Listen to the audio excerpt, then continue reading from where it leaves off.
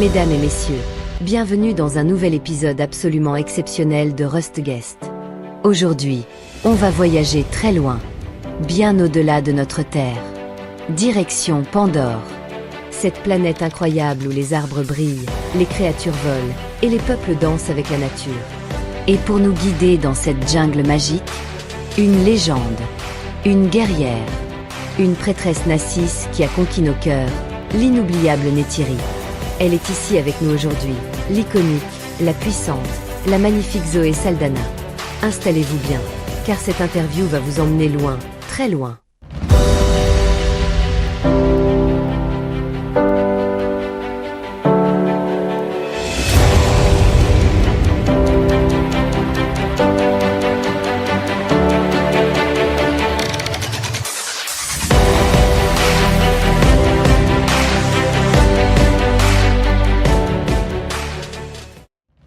Waouh, quelle intro! Merci, vraiment. Je suis ravie d'être là, même si je n'ai pas ramené mon écran. Promis, la prochaine fois je viens en vol plané. Zoé, tout d'abord merci infiniment d'être avec nous. On va parler d'Avatar, évidemment, mais surtout de ton parcours, de ton rôle, de l'univers et même d'un autre Avatar un peu différent. Mais d'abord, retour au tout début. Quand James Cameron t'a approché avec cette idée folle d'un film sur une planète bleue peuplée d'êtres géants, tu t'es dit quoi? Honnêtement, quand mon agent m'a appelé en me disant que James Cameron voulait me voir pour un rôle d'alien bleu de 3 mètres, j'ai cru à une blague. Mais ensuite j'ai lu le script. Et là, tout a changé. C'était poétique. Il y avait de la spiritualité, de l'amour, une critique de notre monde, de notre manière de traiter la planète. Neytiri, ce n'était pas juste un personnage. C'était une guerrière, une prêtresse, une fille, une amoureuse, une voix de son peuple. Je me suis sentie honorée. Et une fois que tu as accepté, comment on se prépare physiquement et mentalement à jouer une Nasis de 3 mètres? Tu t'entraînais à grimper dans les arbres en apnée ou quoi? Ah, la préparation physique et mentale. C'était l'une des expériences les plus intenses de ma carrière. On a fait des mois d'entraînement.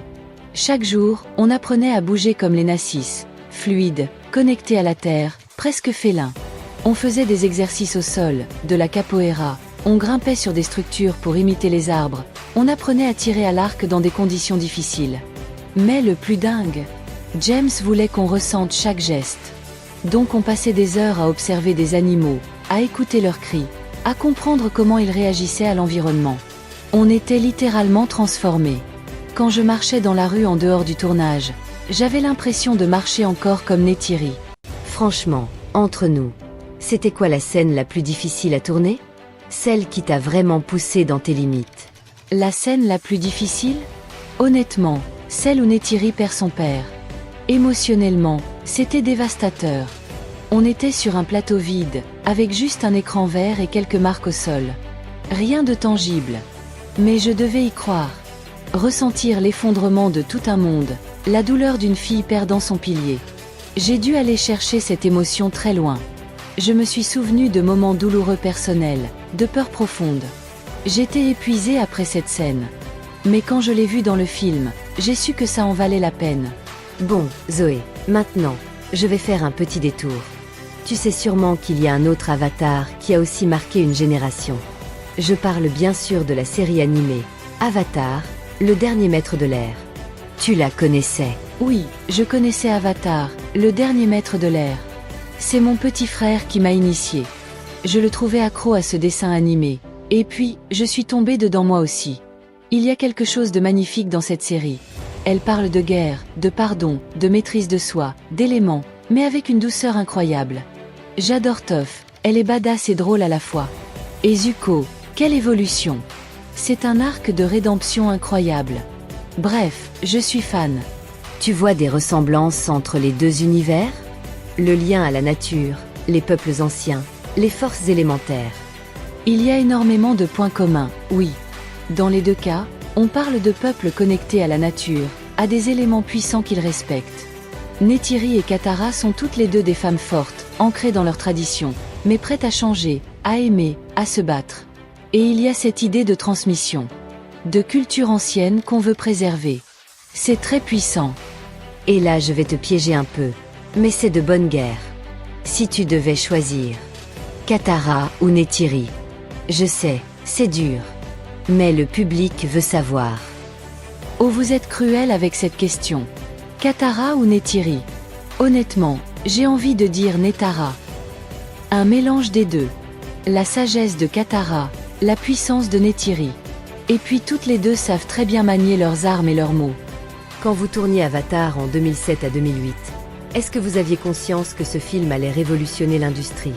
Que vous alliez battre tous les records? Non, je ne savais pas que Avatar allait changer le cinéma. On avait tous l'intuition que c'était spécial, mais on ne savait pas à quel point. Quand on tournait, on était habillés avec des combinaisons grises, des capteurs partout, dans un studio froid. On se disait, bon, on espère que ça va rendre bien. Et puis le jour où j'ai vu le premier montage avec les effets terminés, j'étais bouche bée. C'était de la magie. Une immersion totale. Un monde vivant. Et surtout, les gens ont réagi avec leurs tripes.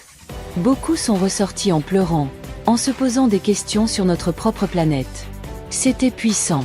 Et quand tu as vu le résultat final pour la première fois, avec la 3D, les décors numériques, Pandora dans toute sa splendeur, quelle a été ta réaction? Tu t'attendais à un tel chef-d'œuvre visuel? Quand j'ai vu Neytiri terminer à l'écran, avec ses grands yeux, ses mouvements, ses émotions, j'ai pleuré. C'était moi, mais ce n'était plus moi. C'était une créature née de l'imagination humaine, et pourtant tellement réelle. Et surtout, ce n'était pas un rôle physique. C'était un rôle d'émotion, de vérité. La technologie m'a permis d'être plus moi-même, paradoxalement. On ne se cache pas derrière un costume. On est nu, dans notre jeu. Et James a su capter ça. Tu es devenue l'une des grandes figures du cinéma de science-fiction. Avatar, Star Trek, Les Gardiens de la Galaxie. Alors j'ai envie de te demander, en tant que fan ou spectatrice, quels sont les films science-fiction qui t'ont le plus marqué? Alors là, préparez-vous, j'ai une liste. D'abord Matrix. Pour moi, c'est le film qui m'a retourné le cerveau. Le concept de réalité simulée, le style, la musique, les chorégraphies, tout était parfait. Ensuite Blade Runner. Il y a une mélancolie dans ce film, une beauté triste, un rythme lent mais hypnotique. Interstellar? Alors là, j'ai pleuré comme une madeleine. La scène du temps qui passe pour ses enfants pendant qu'il est dans l'espace, c'est du génie. Et puis bien sûr, parce que c'est le premier film qui m'a donné envie d'être actrice. Je voulais ressentir ce que ressentait Drew Barrymore à l'écran.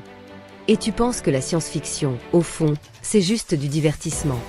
Ou est-ce que ça nous aide à mieux comprendre notre réalité? Nos choix? Notre planète? Oui, la science-fiction est un miroir. On croit qu'on regarde des aliens, des vaisseaux, des robots. Mais en réalité, on parle de nous. De nos peurs, de nos espoirs, de notre rapport à la technologie, à l'écologie, à l'humain. C'est un genre qui permet d'oser dire des choses qu'on n'oserait pas dire dans un drame classique. Et moi, j'adore ça.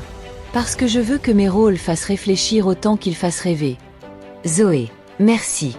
Merci pour cette discussion honnête, inspirante et passionnante. Tu nous as permis d'entrer dans les coulisses de l'un des plus grands films de tous les temps.